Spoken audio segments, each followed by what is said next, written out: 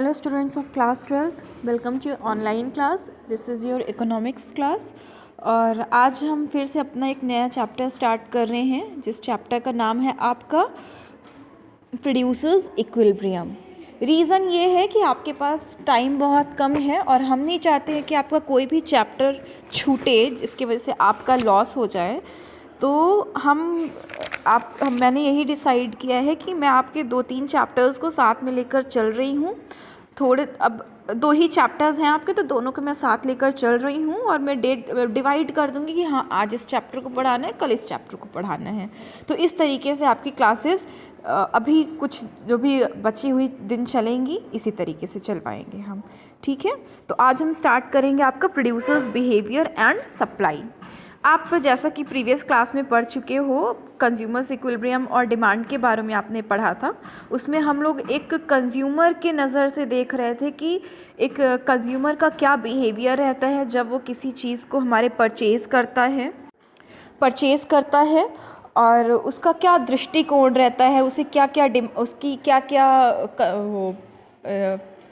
क्या उसकी उम्मीदें रहती हैं कि वो कंज्यूमर वो चीज़ों को ख़रीदने में क्या अपना रोल निभाता है। ये सब चीज़ें हमने पढ़ी हैं। उसमें कई तरीके की चीज़ पढ़ी, जैसे आपका इंडिफरेंस कर्व है, हमने ये चीज़ पढ़ा है जो बहुत इम्पॉर्टेंट है। यूटिलिटी के बारे में हमने पढ़ा था, कंजप्शन के बारे में पढ़ा था। ये सब आपके बहुत इम्पॉर्टेंट चैप्टर्स हैं जिसमें से आपके एग्ज़ाम में ज़रूर आएंगे। तो अब हम लोग यूटिलिटी के बारे में बात करे थे, तो अब हम यहाँ पे प्रोडक्शन के बारे में बात करेंगे। यानी कि अगर जहाँ से आप ख़रीद रहे हो, ठीक है, जो आपका सेलर है, अगर हम उसके नज़र से देखें, जो प्रोड्यूसर है उसके अगर हम नज़र से देखेंगे तो वो किस किस तरीके से आपको वो मैनेज करवाता है सामान, जो भी आप गुड्स चाह रहे हो वो किस तरीके से आपको मैनेज कर रहा है। दूसरी चीज़, उसका क्या बिहेवियर है कि वो कहाँ से, उसके क्या स्रोत हैं, अपना प्रोडक्शन वो किस तरीके से कर रहा है, उसके इनपुट्स क्या हैं, आउटपुट्स क्या हैं। पहले तो हम ये चीज़ें भी आपको समझाएंगे कि इनपुट आउटपुट होता क्या है।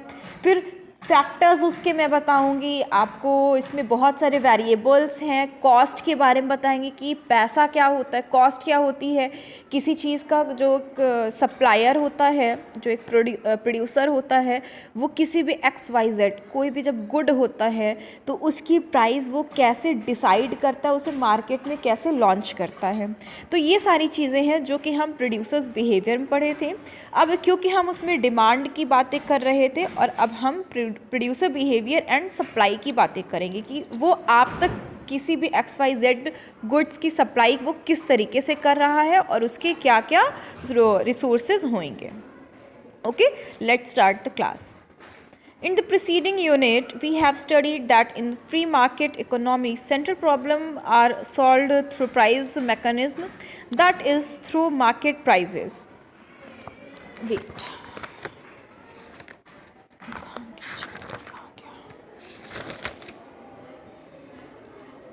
Market prices determined by forces of demand and supply in the market. We have already discussed the demand side in unit 2. We now discuss supply side or producer behavior of the commodity in unit 3. Remember, a firm is a basic unit of production which acquires input or factors of production.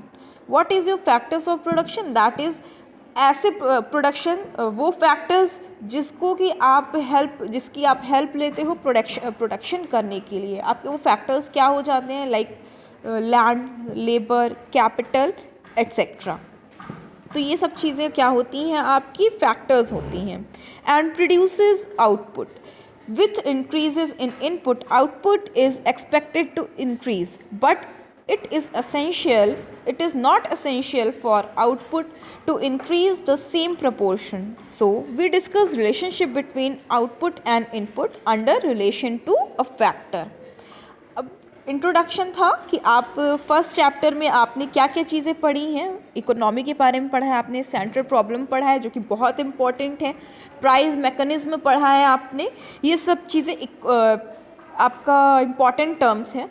इसके पहले आपने demand के बारे में पढ़ा है जो कि एक कंज्यूमर करता है और प्रोड्यूसर का काम क्या होता है, उसको सप्लाई करना। तो कंज्यूमर वाले में हमने डिमांड पढ़ा है और प्रोड्यूसर में हम सप्लाई पढ़ेंगे। इसमें हम क्या देखेंगे कि हमारे जो बेसिक फैक्ट ऑफ प्रोडक्शंस हैं वो क्या होते हैं, वो किस तरीके से काम करते हैं और उनकी इंक्रीमेंट किस तरीके से होती है। ये चीज़ आपको अच्छे से पता है कि अगर हमारी इनपुट बढ़ेगी तो हमारी आउटपुट पर उस पर इफ़ेक्ट पड़ेगा और उसके वजह से हमारा आउटपुट भी इंक्रीज़ करेगा, ठीक है। लेकिन ये ज़रूरी नहीं है कि जिस रेशियो में हमारा इनपुट बढ़े उसी रेशियो में हमारा आउटपुट भी बढ़े। तो हम लोग इसका रिलेशनशिप भी पढ़ेंगे, हमारा इनपुट आउटपुट का जो रिलेशनशिप होता है, जिसको हम क्या कहते हैं, return to a factor. Return to a factor वो किस से रिलेटेड चीज़ है हमारी, the relation between input and output को हम क्या कहते हैं, रिटर्न टू अ फैक्टर, ठीक है। तो स्टार्ट करते हैं हम। फर्स्ट टॉपिक है हमारा production function. In economics production function refers to physical relationship between input and output given technology. How? हमारा प्रोडक्शन फंक्शन क्या होता है? हमारा प्रोडक्शन फंक्शन होता है इनपुट्स और आउटपुट्स के बीच जो हम टेक्नोलॉजी का यूज़ करके जिस टेक्नोलॉजी का यूज़ करके हम एक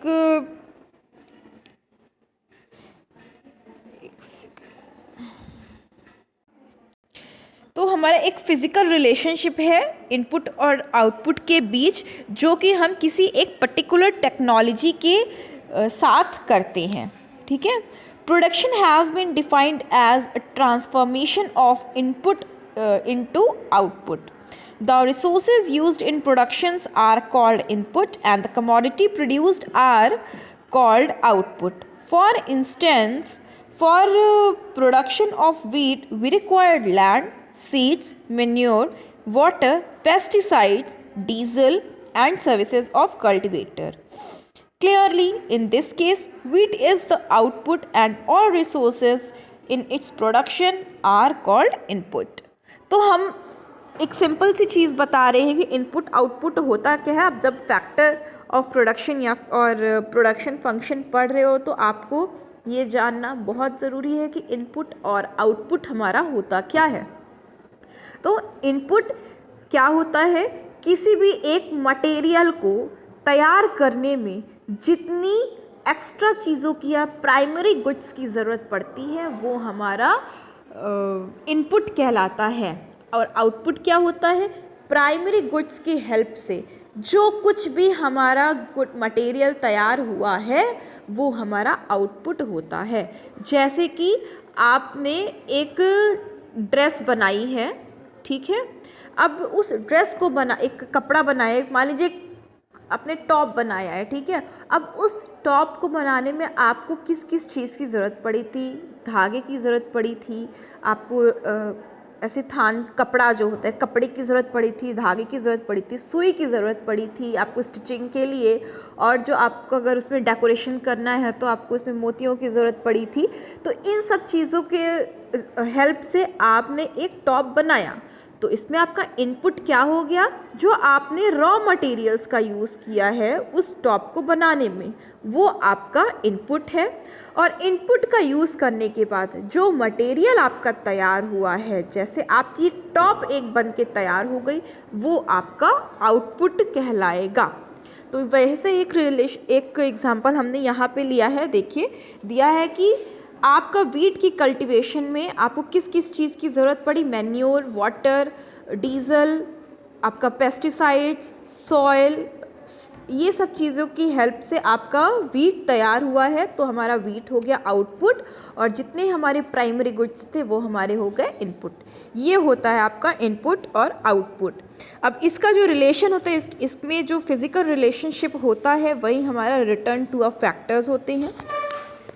तो प्रोडक्शन फंक्शन होता क्या है, हमारा इनपुट और आउटपुट का फिज़िकल रिलेशनशिप।